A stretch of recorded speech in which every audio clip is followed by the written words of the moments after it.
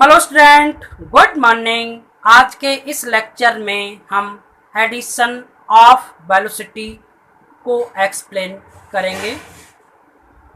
Addition of velocity या वेगों का योग और ट्रांसफॉर्मेशन ऑफ वेलोसिटी या वेगों का रूपांतरण और law of addition of velocity, ये हम एक्सप्लेन करेंगे। इसको एक्सप्लेन करने के लिए हमने टू इनर्शियल फ्रेम एस व एस डैश लिए हैं। ये हमारे टू इनर्शियल फ्रेम हैं एस और एस डैश, जिनके coordinate X Y Z, origin point O, X dash Y dash Z dash और ओरिजिन पॉइंट ओ डैश है। ये हमारे टू इनर्शियल फ्रेम है। Frame S dash constant v velocity से X axis के along motion कर रहा है। तो ये फ्रेम हमारा क्या है, मोशन स्टेट में है, और ये फ्रेम क्या है, हमारा रेस्ट पोजीशन में है। यहाँ पर एक पार्टिकल है, ये पार्टिकल मोशन कर रहा है। तो इस पार्टिकल की जो वेलोसिटी होगी वो फ्रेम एस के लिए इस पार्टिकल की वेलोसिटी कुछ होगी, लेकिन फ्रेम एस डैश के लिए इस पार्टिकल की वेलोसिटी अलग होगी, क्योंकि ये फ्रेम v वेलोसिटी से एक्स एक्सिस के अलोंग मोशन कर रहा है। तो इस पार्टिकल की वेलोसिटी के लिए फ्रेम एस और फ्रेम एस डैश के बीच एक रिलेशन फाइंड करना है। उस रिलेशन को ही हम एडिशन ऑफ वेलोसिटी या ट्रांसफॉर्मेशन ऑफ वेलोसिटी कहते हैं, क्योंकि फ्रेम एस और फ्रेम एस डैश की वेलोसिटी के बीच ट्रांसफॉर्मेशन करना है, रूपांतरण करना है। एक फ्रेम की वेलोसिटी दूसरे फ्रेम की वेलोसिटी के पदों में लिखना है। इसी को हम ट्रांसफॉर्मेशन ऑफ वेलोसिटी कहते हैं। फ्रेम एस में पार्टिकल मोशन स्टेट में है, यानी कि वो गति कर रहा है।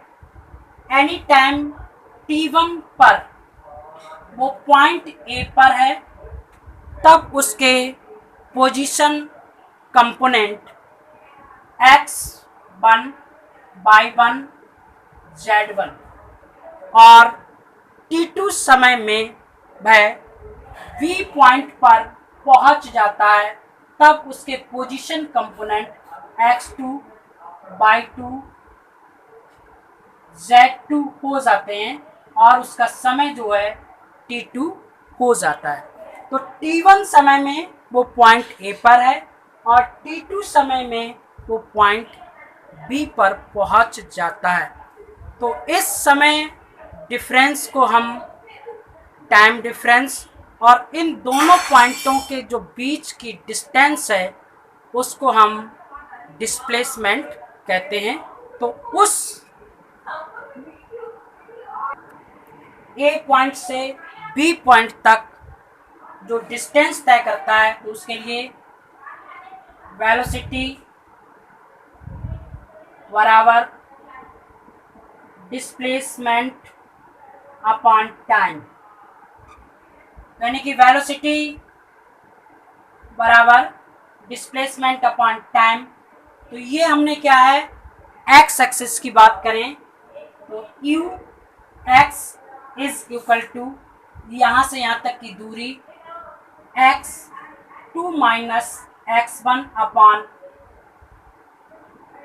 t2 माइनस t1 बराबर dx upon dt। x component के लिए, y कंपोनेंट के लिए u y बराबर y2 minus y1 upon t2 minus t1। z component के लिए u z बराबर z2 minus z1 upon T2 minus T1।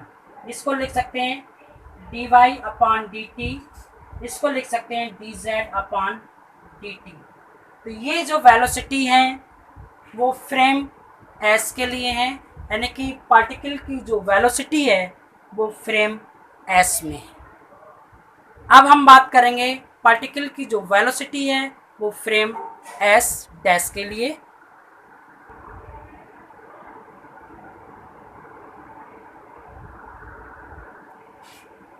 Frame S dash के लिए पार्टिकल की position A T1 dash time पर उसके coordinate component x1 dash y1 dash z1 dash. T1 dash time पर particle A point पर है, लेकिन T2 डैश टाइम पर पार्टिकल B पॉइंट पर पहुंच जाता है, तब उसके position component x2 dash y2 dash z2 dash होंगे। तो यानी कि पार्टिकल A पॉइंट से B पॉइंट तक जाने में जो समय है वो बहुत कम है। उस कंडीशन में इस पार्टिकल की वेलोसिटी x कंपोनेंट के लिए, y कंपोनेंट के लिए और z कंपोनेंट के लिए लिखेंगे हम। ये फ्रेम s के लिए है और ये फ्रेम हो जाएगी हमारी s डैश के लिए। u x dash is equal to x2 dash minus x1 dash upon T2 dash minus T1 dash. u y dash is equal to y2 dash minus y1 dash upon T2 dash minus T1 dash. u z dash बराबर z2 dash minus z1 dash upon T2 dash minus T1 dash. तो ये जो velocity है वो हमारे frame S dash के component के लिए, और ये वेलोसिटी जो है हमारी फ्रेम S के कंपोनेंट के लिए। तो किसी भी तरीके से हम फ्रेम S की वेलोसिटी को हम फ्रेम S डैश की वेलोसिटी के टर्म में एक्सप्लेन कर दें, और वही टर्म हमारी क्या कहलाएगी, ट्रांसफॉर्मेशन इक्वेशन कहलाएगी। तो ट्रांसफॉर्मेशन करने के लिए हमें लॉरेंट ट्रांसफॉर्मेशन इक्वेशन की आवश्यकता होगी, या हम लॉरेंट ट्रांसफॉर्मेशन इक्वेशन को यूज करेंगे। तो देखिए, we know that Laurent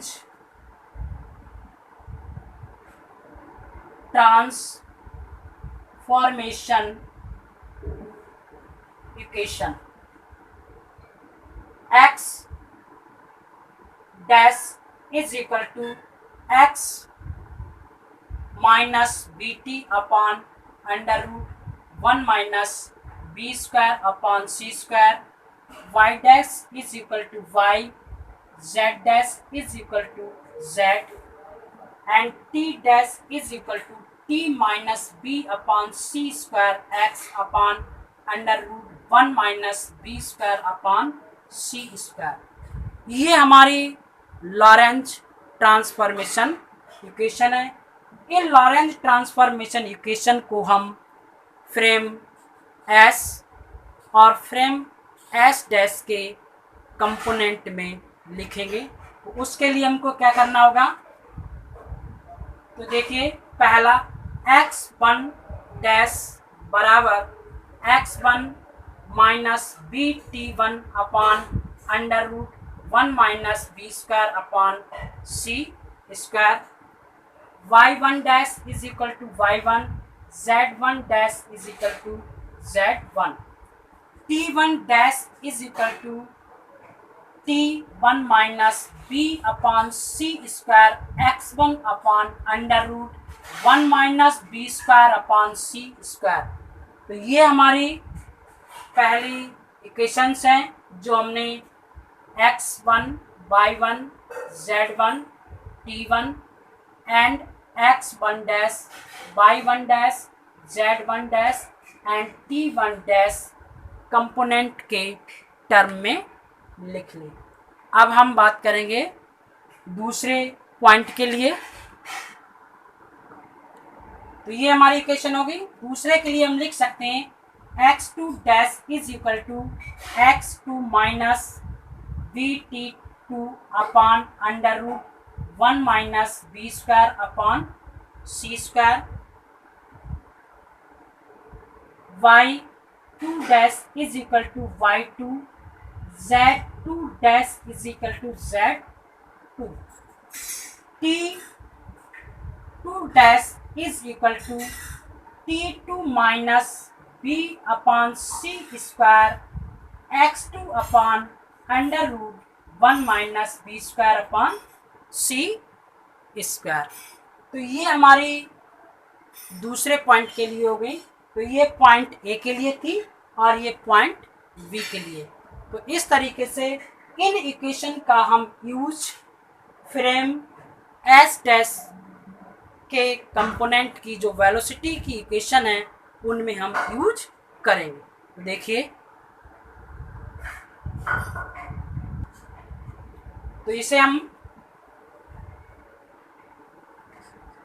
first equation हमने X component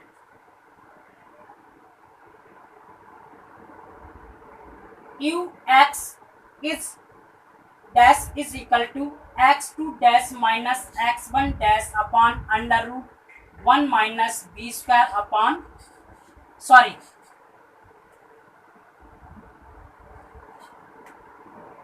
T2 dash minus T1 dash. ये इक्वेशन हम लेके चलेंगे फर्स्ट इक्वेशन। देखिए, अब हम यहाँ पे क्या करेंगे, x1 डैश और x2 डैश की वैल्यू हम यहाँ पुट करेंगे, T1 डैश और T2 डैश की वैल्यू हम यहाँ पुट करेंगे।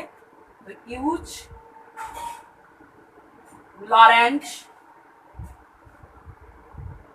Equation u x dash is equal to x1 minus b t1 upon under root 1 minus b square upon c square minus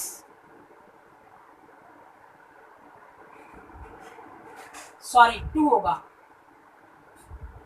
x1 minus b t1 upon under root 1 minus B square upon C square divide by T2 minus B upon C square x2 upon under root 1 minus B square upon C square minus T1 minus B upon C square x1 upon under root 1 minus B square upon C square. तो यहाँ से 1 minus B square upon C square under root का ये common कर लें, यहाँ से भी कॉमन कर लें। तो देखिए, इसे मैं रफ कर दे रहा हूँ। तो ये हो जाएगा हमारा 1 upon under root 1 minus B square upon C square common x2 minus B T2 minus x1 minus minus plus B T1 divide by 1 upon root 1 minus B square upon C square. ये हो जाएगा आपका T2 minus T1 minus b upon C square x2 minus plus b upon C square x1। तो ये हमारा क्या हो जाएगा, कैंसिल हो जाएगा। इसको हम क्या करें, x2 माइनस x1 लिख लें, माइनस कॉमन कर लें, v कॉमन हो जाएगा। तो ये हो जाएगा आपका T2 minus T1 divide by ये हो जाएगा आपका T2 माइनस T1 और minus b upon C square common x2 minus x1। तो ये हो जाएगा यू एक्स डैश की वैल्यू। अब देखिए हमको यहाँ क्या करना है, x2 माइनस x1 है, यहाँ t2 माइनस t1 है, यहाँ t2 माइनस t1 है, तो इसको क्या करें हम कॉमन करके भाग कर दें, डिवाइड कर दें। तो देखिए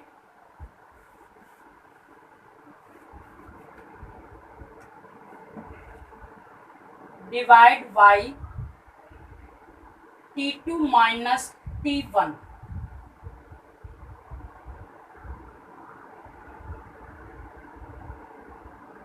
नॉमिनेटर एंड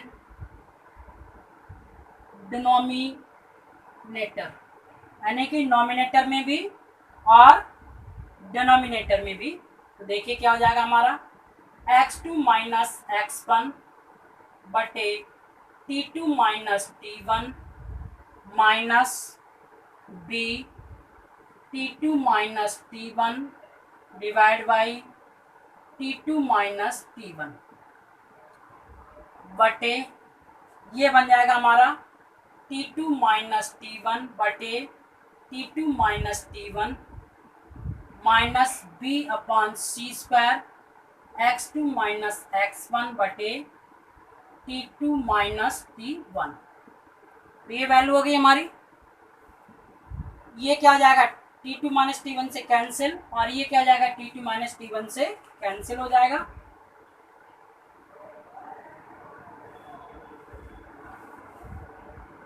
हमारे पास बचेगा x2 minus x1 upon t2 minus t1 minus b divide by 1 minus b upon C square x2 minus x1 बटे t2 माइनस t1। ये वैल्यू बची हमारी यू एक्स डैश बराबर। अब देखिए ये वैल्यू, दिस वैल्यू और दिस वैल्यू, ये दोनों वैल्यू क्या है, बराबर है। फ्रेम एस की वेलोसिटी जो पार्टिकल की निकली उसके लिए ये दोनों क्या है, बराबर है। तो देखिए use equation U X is equal to x2 minus x1 upon t2 minus t1, then तब U X dash is equal to U X minus B upon 1 minus B upon C square U X. ये हमारी क्या है, X component के लिए frame S और frame S dash के बीच वेलोसिटी का जो रिलेशन है, जो ट्रांसफॉर्मेशन रिलेशन है, यानी फ्रेम एस डैश का फ्रेम एस के पदों में। ये हमारा एक्स कंपोनेंट है। अब हम बात करेंगे वाई कंपोनेंट के लिए। तो देखिए ये हम सेकंड कंपोनेंट लेके चलेंगे, वाई एक्सिस कंपोनेंट लेके चलेंगे और हम लॉरेंज ट्रांसफॉर्मेशन इक्वेशन का यूज करेंगे। तो देखिए U Y dash is equal to, हमारी जो इक्वेशन होगी वाई कंपोनेंट के लिए कोई परिवर्तन नहीं होता है, बाई वन बराबर वाई डैश बराबर वाई वन हो जाता है, वाई टू डैश बराबर वाई टू हो जाता है। तो ये बन जाएगी Y two minus Y one upon T two minus V upon C square X two minus T one minus plus B upon C square X one. तो ये हो जाएगा आपका U Y dash Y two minus Y one, यहाँ से T two minus T one minus B upon C square X two minus X one. हमको क्या करना है, टाइम कोऑर्डिनेट यहाँ से हटाना है। तो क्या कर दें, डिवाइड कर दें,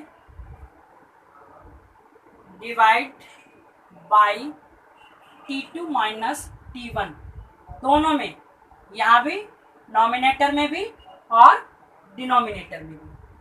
you Y dash is equal to Y two minus Y one divide by T two minus T one divide T two minus T one upon T two minus T one minus B upon C square X two minus X one upon T two minus T one. तो ये क्या हो जाएंगे, cancel हो जाएंगे। ये value किसके बराबर है, बाई। ये वैल्यू किसके बराबर है, बाई के बराबर। ये वैल्यू किसके बराबर है, एक्स के बराबर है। तो हम फ्रेम एस के जो कंपोनेंट हैं, जो वेलोसिटी कंपोनेंट है, उनका हम क्या करेंगे, यूज करेंगे। तो use frame S velocity component. ये बन जाएगा हमारा U Y dash is equal to U Y divide by 1 minus, यहाँ हमारा एक टर्म छूट गया, वो था हमारा under root 1 minus B square upon C square. यहाँ पर क्या था, under root 1 minus B square upon C square. Gamma बराबर 1 upon under root 1 minus B square upon C square ले सकते हैं। तो यहाँ पर हम, ये छूट गया था, तो यहाँ हम क्या करते हैं, इसको गामा लिख लें। तो ये गामा हो जाएगा, यहाँ पर भी क्या हो जाएगा, हमारा गामा हो जाएगा। तो ये वैल्यू जो हमको मिलेगी वो मिलेगी gamma 1 minus V upon C square U X. ये हमारी जो वेलोसिटी है वो हमारी वाई कंपोनेंट के लिए निकल के आ गई। ये फ्रेम एस डैश में पार्टिकल की जो वेलोसिटी है वो हमको फ्रेम एस के कंपोनेंट में प्राप्त हो गई। सिमिलरली हम जेड कंपोनेंट के भी लिए निकाल लेंगे। तो देखिए सर, हम जेड के लिए कैलकुलेट करेंगे। वाई और जेड की जो कैलकुलेशन है वो सिमिलरली है। देखिए जेड डैश के लिए हमने z2 dash minus z1 dash, ये वाला हमने कंपोनेंट लिया है। यूज लॉरेंज इक्वेशन, ये हो जाएगा हमारा z2 minus z1 divide by t2 minus v upon C square X 2 upon under root 1 minus B square upon C square minus t1 minus B upon C square x1 upon under root 1 minus B square upon C square. Gamma बराबर हमने अभी बताया था कि 1 upon under root 1 minus B square upon C square होता है। ये common कर लें, सिंप्लीफाई कर लें, तो z2 minus z1 upon gamma t2 minus t1 minus B upon C square x2 minus x1, ये हमको मिल गया। ये क्या हो गया, यू जेड डैश। अब t2 माइनस t1 से नॉमिनेटर एंड डिनोमिनेटर में हम डिवाइडेशन कर दें, ये मिल जाएगा हमको z2 minus z1 divide by t2 minus t1 बटे gamma t1 minus t2 upon t2 minus t1 upon t2 minus t1 minus b upon C square x2 minus x1 divide by t2 minus t1। ये क्या हो जाएंगे, cancel हो जाएंगे। ये क्या बन गया, ux बन गया। ये क्या बन गया, uz। तो हमारी वेलोसिटी कंपोनेंट क्या आ गया, ये आ गया हमारा u z dash is equal to U Z upon gamma 1 minus B upon C square U X. ये हमारा z कंपोनेंट के बीच हमको वेलोसिटी प्राप्त हो गई। तो इस तरीके से हमने वेलोसिटी कंपोनेंट के लिए कैलकुलेशन की। यदि कोई पार्टिकल मोशन स्टेट में है, उस कंडीशन में फ्रेम एस और फ्रेम एस डैश के बीच जो रिलेशन प्राप्त हुए U Y dash, U Z dash और यू एक्स डैश, इन वेलोसिटी रिलेशन को हम एडिशन ऑफ वेलोसिटी कहते हैं या ट्रांसफॉर्मेशन ऑफ वेलोसिटी कहते हैं।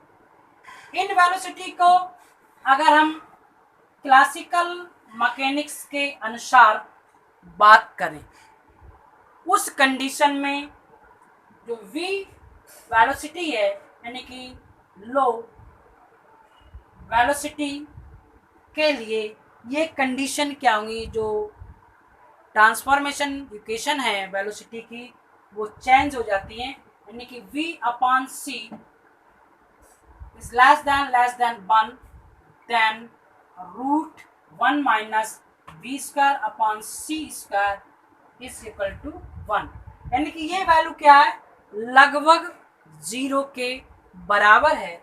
उस कंडीशन में वेलोसिटी जो हमारी आई है वो क्या हो जाएगी, इसकी बात करें तो U X dash is equal to, ये वैल्यू हम यहाँ से क्या करेंगे तो हमारा v अपॉन सी स्क्वायर, ये भी क्या हो जाएगा हमारा 0 हो जाएगा, तो ये हो जाएगा यू एक्स माइनस बी। पहली इक्वेशन, ये वाली इक्वेशन हमारी चेंज होकर ये बन जाएगी। इस इक्वेशन की अगर हम बात करें तो ये इक्वेशन हमारी बन जाएगी यू वाई डैश बराबर यू वाई और यू जेड डैश बराबर यू जेड। ये इक्वेशन हमारी लो वेलोसिटी के लिए है या गैलेनियन ट्रांसफॉर्मेशन इक्वेशन के लिए ये हमारी इक्वेशन है। जब कोई लॉरेंज इक्वेशन होती है उस लॉरेंज इक्वेशन को हम गैलेनियन ट्रांसफॉर्मेशन इक्वेशन में चेंज कर सकते हैं, तो वही कंडीशन हमने यहाँ पर लगा दी। तो हमने गैलेनियन जो लॉरेंज ट्रांसफॉर्मेशन इक्वेशन को हमने गैलेनियन में चेंज कर दिया। तो ये हमारी एडिशन ऑफ वेलोसिटी या ट्रांसफॉर्मेशन ऑफ वेलोसिटी कंप्लीट हो जाता है। नेक्स्ट वीडियो में हम आपको इनवर्स एडिशन ऑफ वेलोसिटी को एक्सप्लेन करेंगे।